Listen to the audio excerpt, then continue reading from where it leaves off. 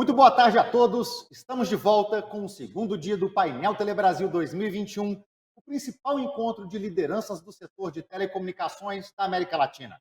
Eu sou Gustavo Brum e, junto com minha colega Carla Simões, acompanharei vocês durante toda a nossa programação, que começou na última terça-feira, dia 14, e se encerra na próxima semana, dia 28 de setembro, último dia do Painel Telebrasil 2021. A agenda completa do evento você encontra no site que aparece aí na sua tela, www.paineltelebrasil.org.br.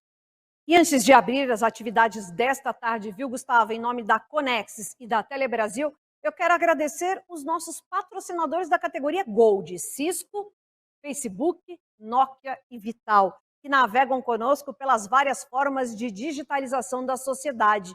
Muito obrigada também aos patrocinadores da categoria Bronze, a Abrasat Sindicate, a Brintel, o Movimento Antênice, o CPQD, a Febratel, a Feninfra, a KPMG e a Transformação Digital. E para dar início às atividades dessa tarde, eu convido o CEO da Claro, Paulo César Teixeira, para um bate-papo muito especial sobre temas de grande interesse do mercado. Paulo César, seja muito bem-vindo ao Painel Telebrasil 2021. É um prazer tê-lo conosco aqui essa tarde. Boa tarde, Gustavo. É um prazer estar contigo e com todos os assistentes do Painel Telebrasil. Excelente. Paulo, então, começando o nosso bate-papo, eu inicio aqui falando sobre o futuro do 5G.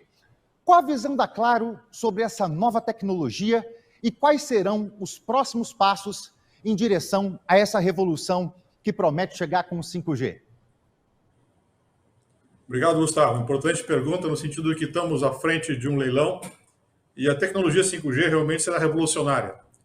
Vamos ter uma mudança de paradigma, uma característica muito própria da tecnologia que dará um salto no sentido de permitir altíssimas velocidades, grande concentração de tráfego e pouquíssima latência na conversação e na troca de informação. Eu diria que a Claro tem uma experiência já vivenciada com o estágio inicial dessa tecnologia, muito satisfatória, no sentido de que muitos clientes estão se beneficiando desse estágio, que é o 5G em DSS, e naturalmente estamos preparados para esse novo momento. A Claro vai com muita ênfase apostar no sentido de ter a melhor possibilidade de capturar todos os benefícios que a tecnologia trará, mas lembrando sempre que o 5G, na visão de uma operadora, ele é uma tecnologia habilitadora. Ou seja, nós vamos possibilitar que o mercado, que os nossos parceiros, que os nossos clientes se beneficiem dessa tecnologia e possam desenvolver serviços a partir daí. As aplicações conhecidas muito hoje de todos nós, no nosso dia a dia, vieram a partir de uma rede 4G. Seguramente, numa rede 5G com muito mais potencialidades, muitas novas aplicações irão surgir. Nós temos feito parcerias com universidades, com indústrias, com o agro, com as áreas de saúde, financeiro, área de entretenimento, enfim, dotando todas essas áreas de conhecimento dos potenciais que temos com a tecnologia. E, naturalmente, queremos que eles sejam nossos parceiros na medida que irão se beneficiar também desse novo contexto. Só citando o exemplo da indústria 4.0, o que verificamos é que muitas indústrias já estão com essa tecnologia no exterior e que podem trazer modelos prontos para o Brasil. Já estamos tentando soluções nesse sentido. E claramente vamos ter um ganho de eficiência e um ganho de produtividade com essas empresas. Mas sempre lembro que quando vem uma nova tecnologia, sempre se pergunta qual é o breakthrough. E eu diria que o Enhanced Mobile Broadband, seguramente o maior tráfego de dados, ainda será a grande estrela. Porque claramente, na medida que você muda o patamar de velocidade, as pessoas tendem a consumir mais. Já tivemos um boom de uso das redes móveis no período pós-pandemia.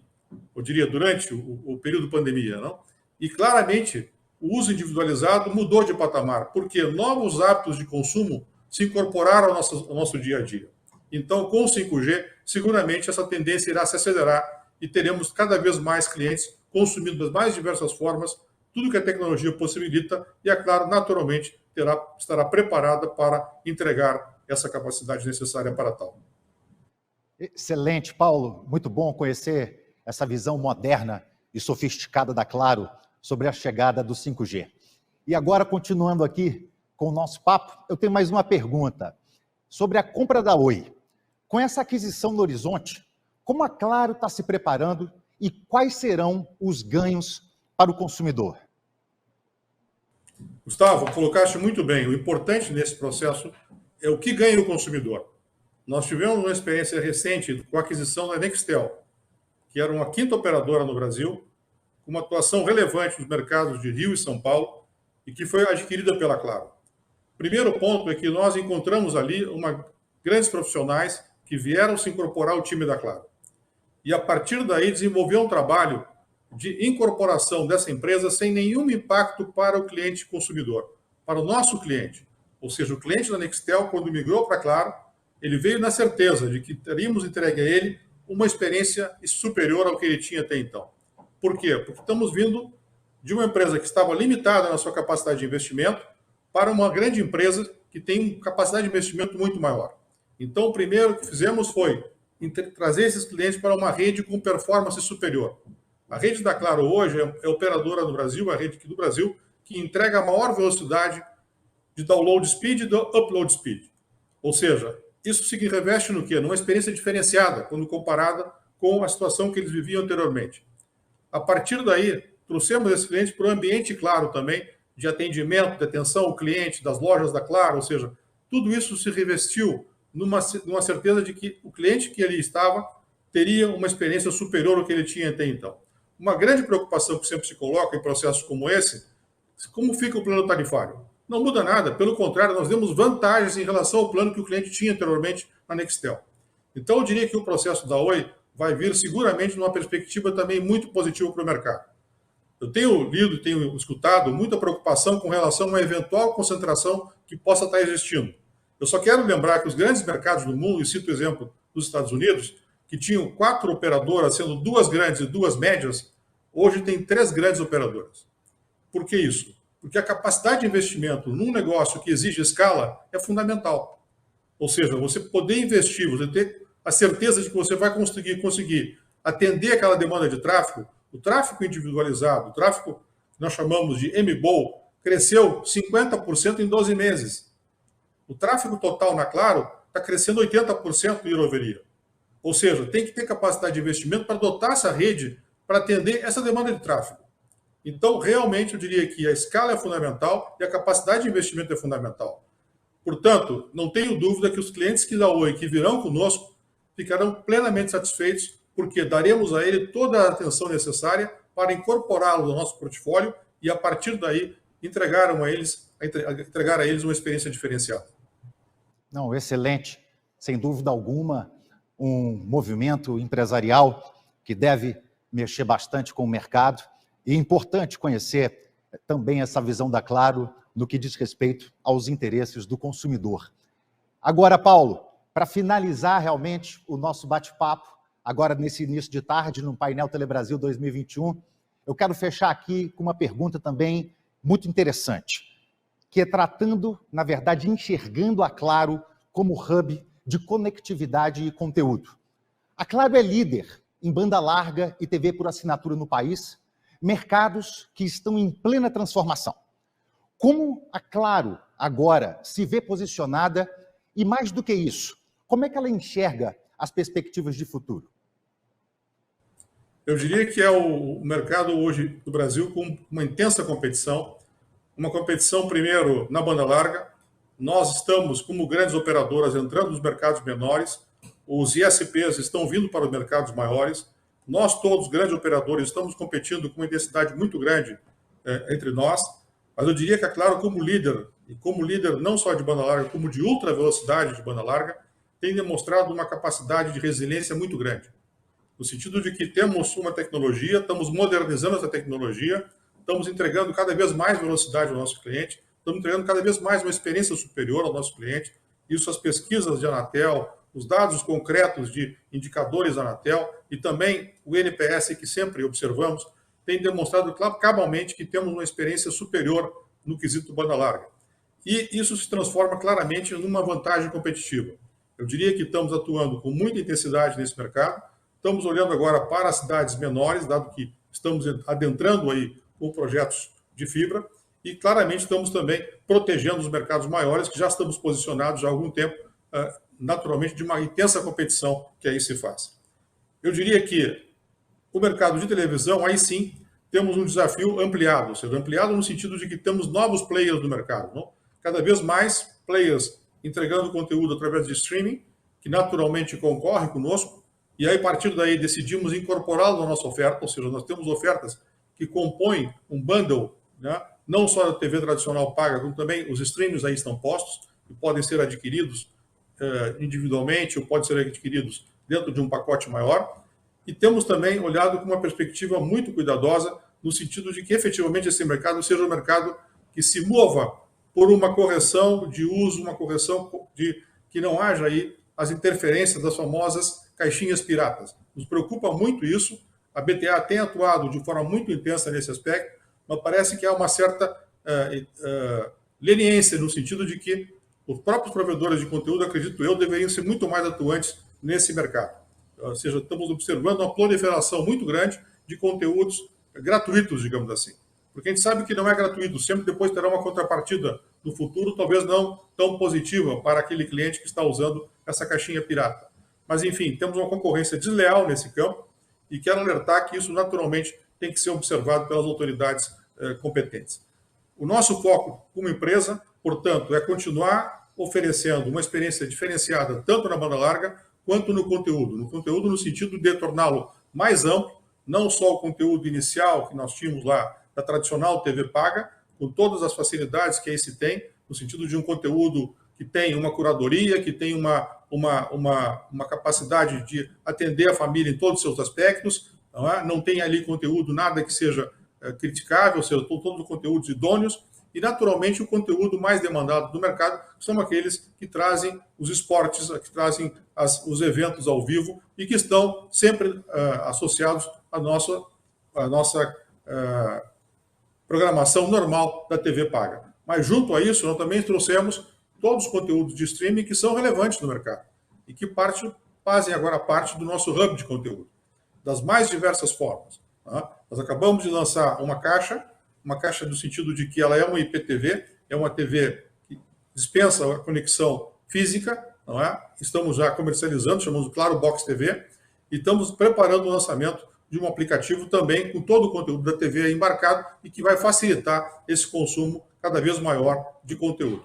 Eu diria que vivemos um momento de muita inovação, de muitas questões que estão aí para sendo colocadas na perspectiva de consumir dados, porque o mercado é esse, o mercado consome cada vez mais, mas principalmente com esse cuidado de que seja uma oferta correta, que seja uma oferta aderente aos bons princípios e que entregue uma experiência superior ao nosso cliente. Muito obrigado, Paulo César Teixeira, CEO da Claro, que trouxe aqui um conteúdo de grande interesse e qualidade para os nossos participantes. Paulo César, foi um prazer recebê-lo no Painel Telebrasil 2021, aqui pela primeira vez no nosso palco virtual. Um grande abraço para você e muito obrigado. Obrigado, Gustavo. Um grande abraço.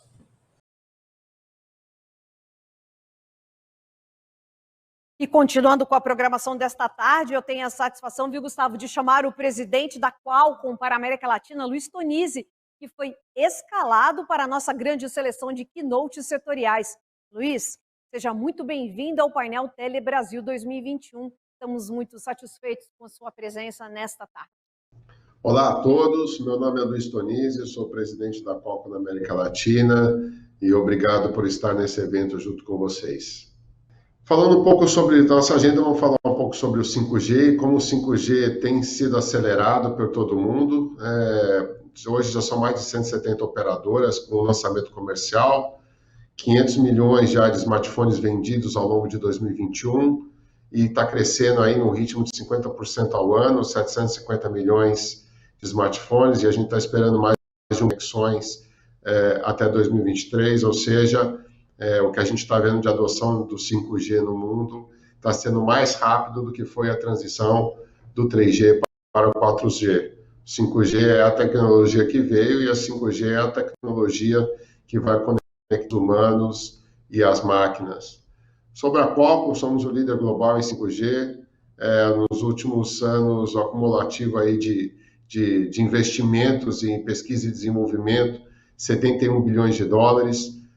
Hoje, a Qualcomm, estamos muito além do que era no passado, a falar sobre chipsets e smartphones, e eu vou passar um pouco o que significa a chegada do 5G e quais são as oportunidades e o que o mundo vai estar se conectando, quais são os novos devices, as novas tendências. A transformação digital ela vai chegar com o 5G em diversos segmentos, né? O 5G, de forma global, deve gerar 13,1 trilhões de dólares até 2035. E, como eu disse, ela não é a plataforma mais só dos humanos, mas ela é a plataforma dos humanos e das máquinas.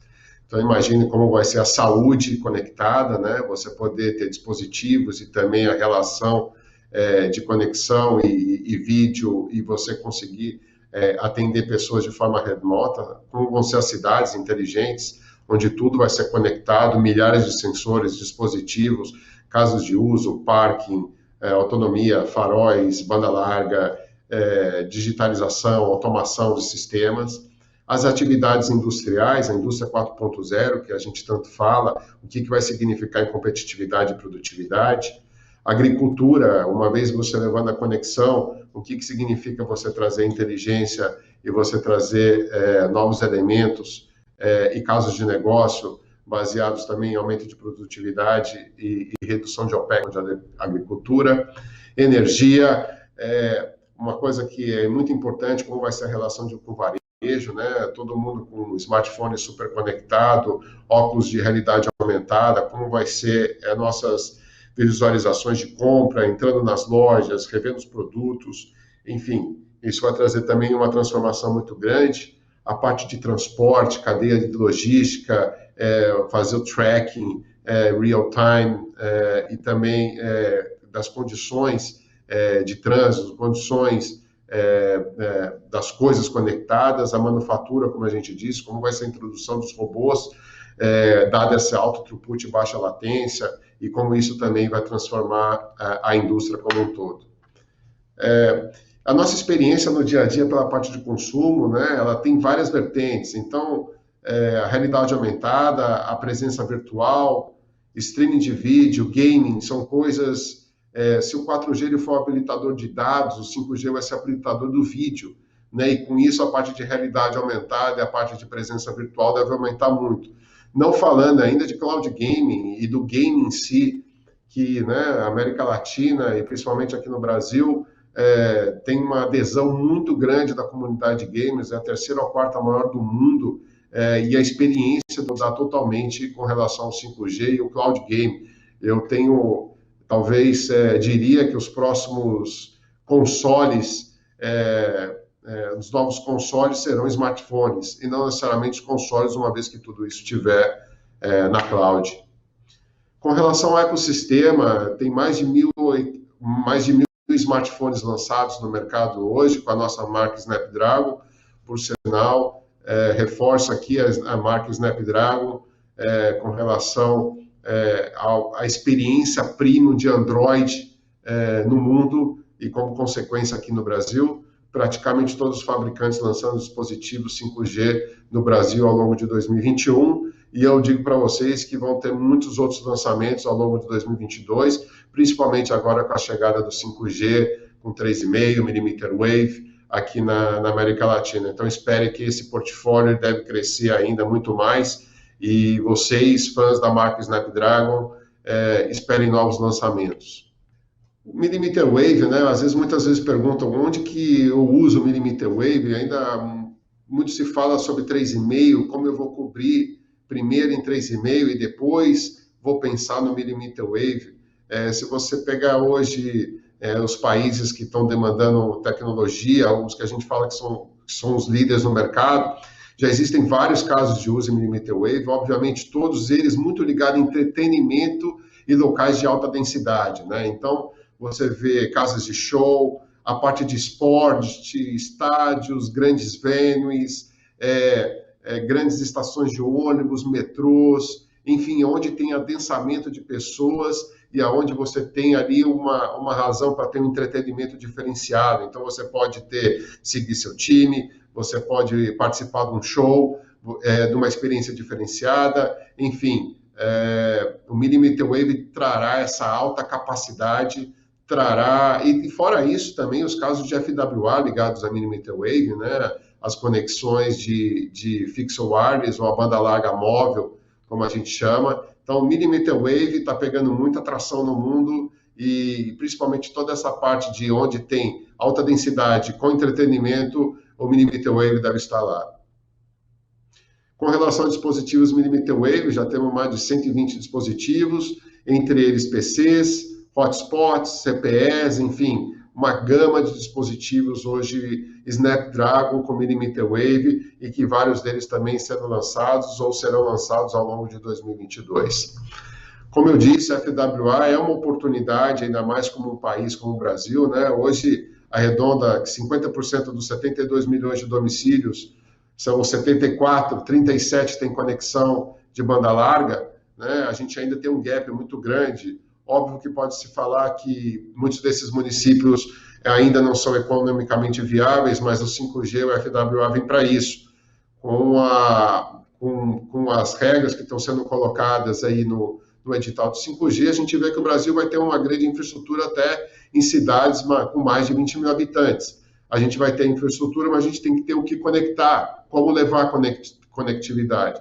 E o 5G e o FWA deve ser uma das aplicações com maior êxito, ou a aplicação que seria a primeira grande aplicação, dado o 5G, fora a conectividade dos nossos smartphones.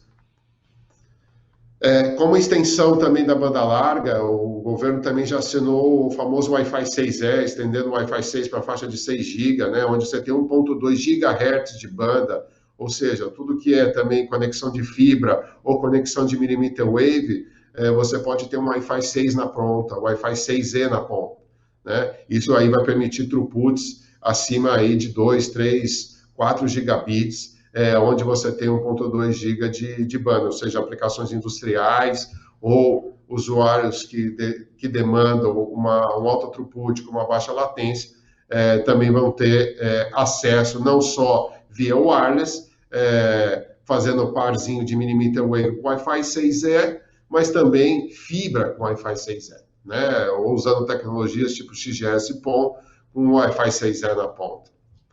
Então, falando sobre o FWA e como conectar todos esses usuários, as empresas, os consumidores e como trazer essa tecnologia, usar o máximo da infraestrutura 5G, nós temos o prazer do acordo com a Intelbras para o CPE 5G, onde ele vai ter Wi-Fi 6 e 6E.